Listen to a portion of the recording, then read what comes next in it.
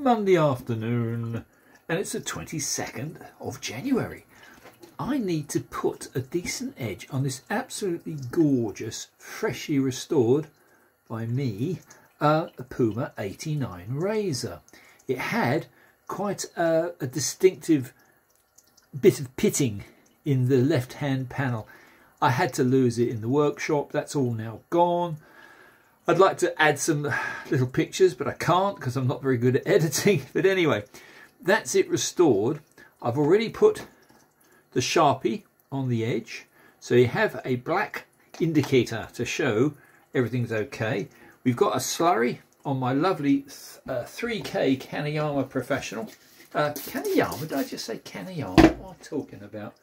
Naniwa, my 3K Naniwa Professional. I keep looking at the wrong boxes. Anyway, what we're going to do is first of all just check, which I already have got a very good idea, that the blade is nice and straight and it hasn't got any strange warps. If you have, then of course they've got to be taken out first. But this has been used by somebody in the past. You can see that there is a little bit of hone wear on the spine, which is why I'm not bothering to use tape. I would normally prefer to use tape, but it's not necessary if you can see that there has already been hone wear. Anyway, I don't know if you can see that, chaps, but you can see it's a very nice, clear, shiny edge, which means, of course, being a clear, shiny edge, there's no problems on the edge, there's no warps, so everything is fine in that department. Always a good idea, which I forgot, to have plenty of tissues for wiping off. One of the things as I have done in the past as a great mistake is I've actually honed 3 or 4 razors at the same time, and I've let the water unfortunately stay on a couple of them, which means you're going to get the start of pitting. Now that is really stupid, so I'm not going to do that. This is just a single razor today. Normally I would do more, as I try to even out the wear on the stones that I'm using. Anyway, there's the black line gone. As far as I'm concerned, yeah, that's absolutely perfect. Let's do our first test. We're going to sacrifice the baby tomato. Oh, yeah.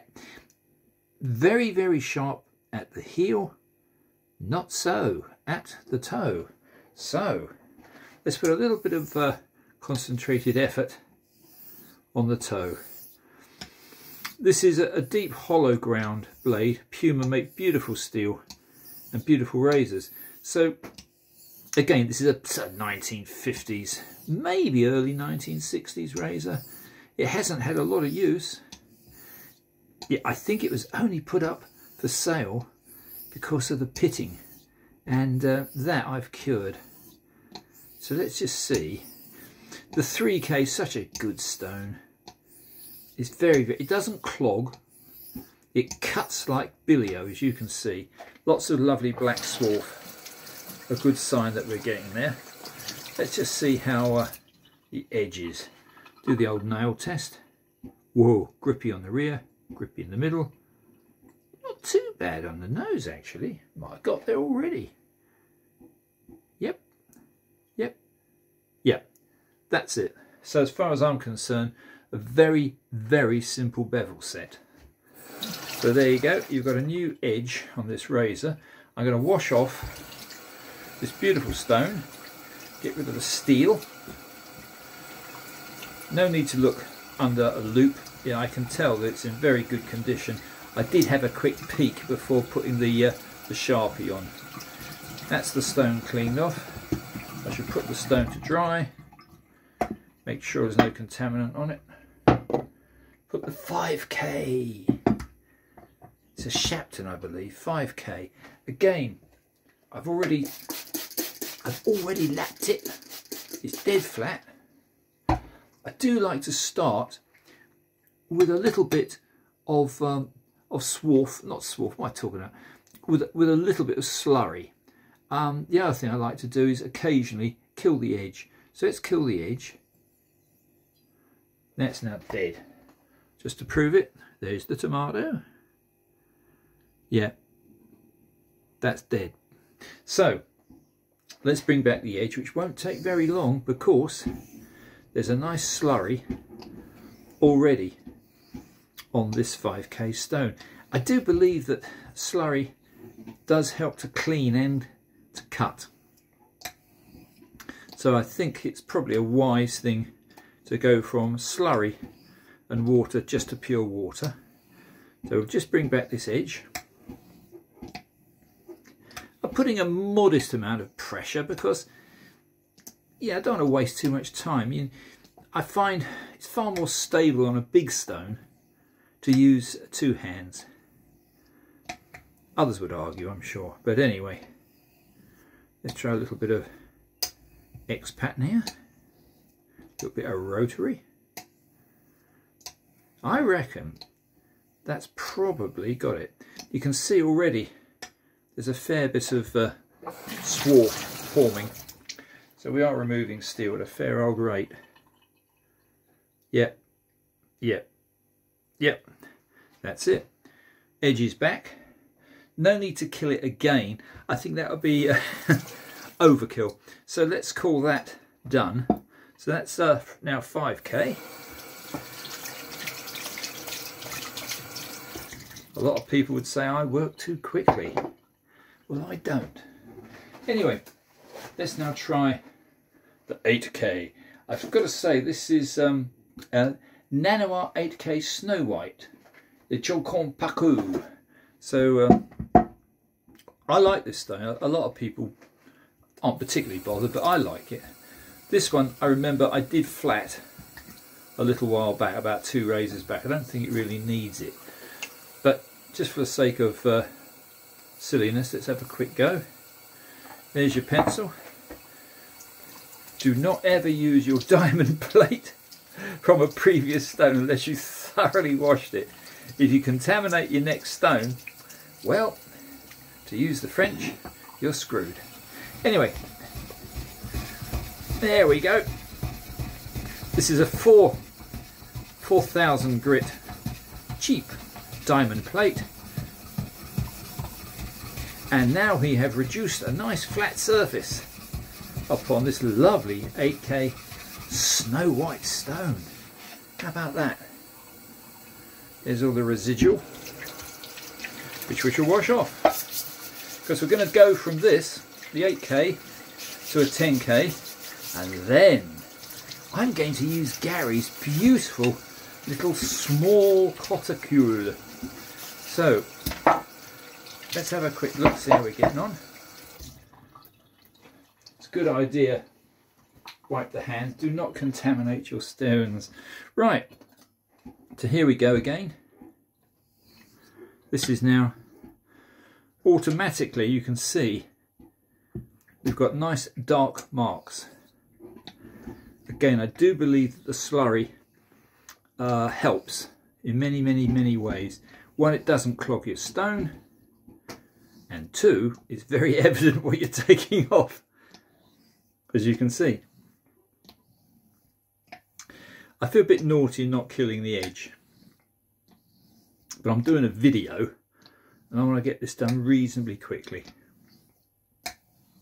The last thing you lot want to see is me struggling with many laps. Hence why I'm putting a modest amount of pressure, not a lot. Anyway, I reckon, judging by the colour, which is another little cheat I use, but judging by the colour, I would say that's a fair bit of steel already gone. Look at that. Look at that move. That looks to me like quite a lot of metal has gone. So I'm going to call that done. I'm going to give it a couple more laps underwater just to get the maximum I possibly can out of the 8K so that it's smooth. Yeah. You get to soon feel when a blade's behaving itself. And this one is very, very nice. Yeah. You know, I think I'll call that it. Yeah. I think we've got a decent edge already formed to 8K. Try the little baby sacrificial tomato. Oh, bloody hell, that is... Oh, shoot. That's an edge. That is really quite an edge already. So that's your 8K. Let's pop him aside. Now let's go to a decent 10K, which is my Nano Hone. Now the Nano Hone is an American stone on a metal backing, as you can see. So it keeps it very, very rigid. It's a thin stone with a nice strong steel or aluminium alloy plate. So let's pop him down. Give that a quick check. Making sure that there's no, not that it would matter, it's not much between 8K and 10K, but I'm still wiping it off.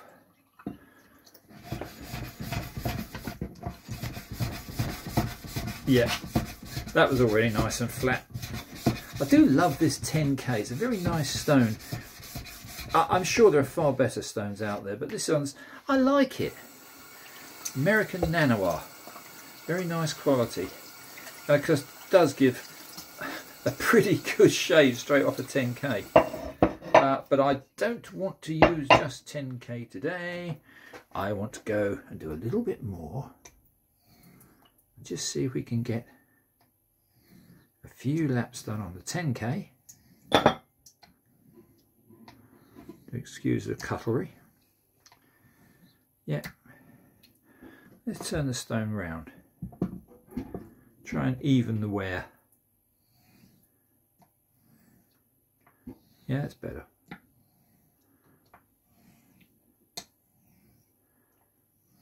Do you know, this is going so well.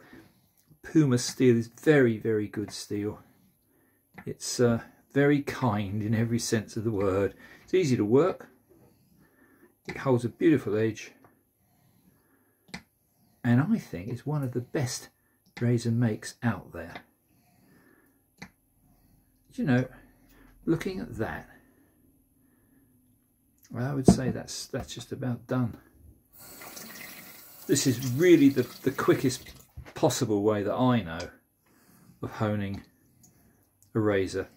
This one had no faults in the edge, so it didn't have any little chips or little dings or corrosion, so it's relatively simple to get on with.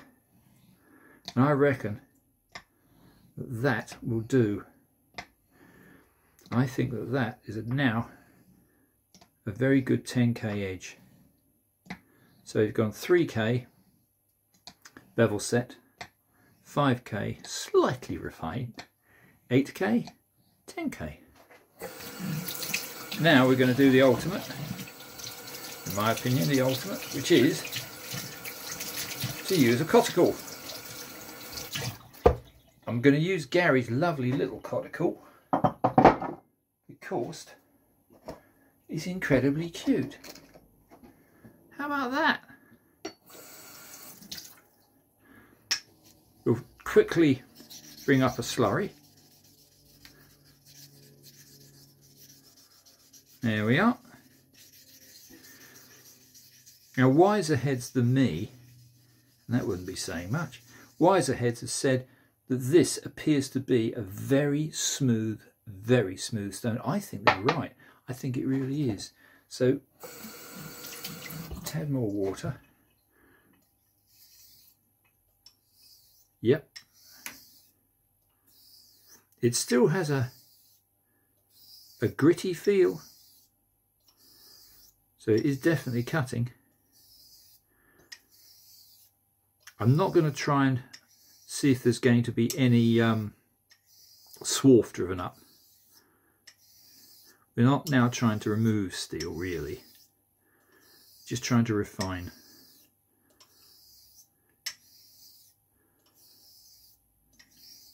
Yep. What a lovely feeling little stone. I can think of worse ways of spending a Monday afternoon, like working. Right, so that was a, well, I would term a medium slurry. And I would say that should have now given a very slightly frosty edge. Let's wash that off. We'll weaken the slurry. That should now be a very, very weak slurry, as you can see.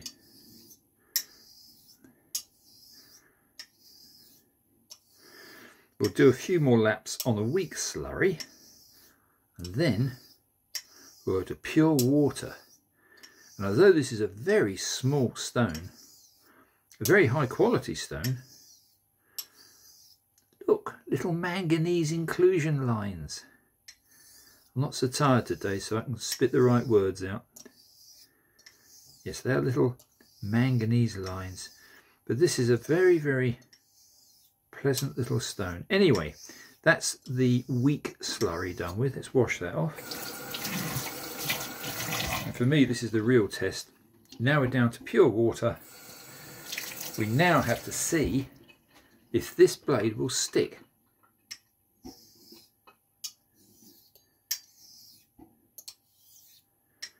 Not yet, no. Let's do it properly. Let's remove this junk. Use running water and see if it goes sticky.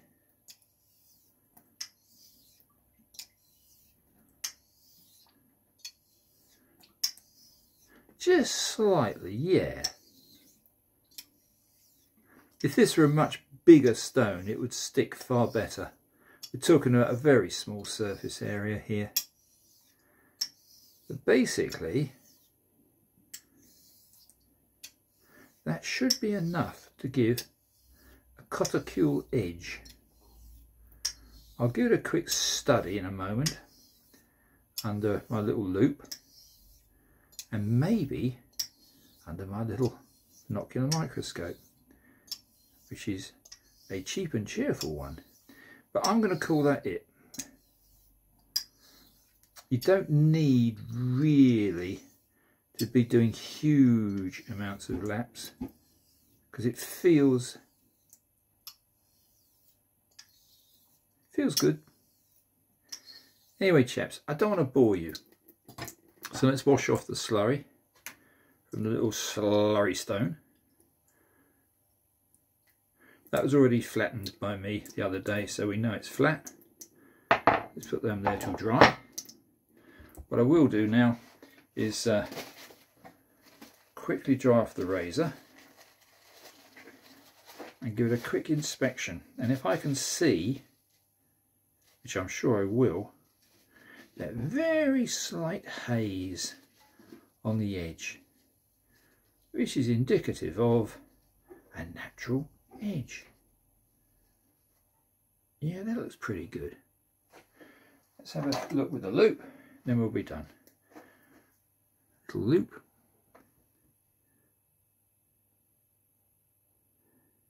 Not very powerful loop this, that's the trouble. I don't really think it's powerful enough.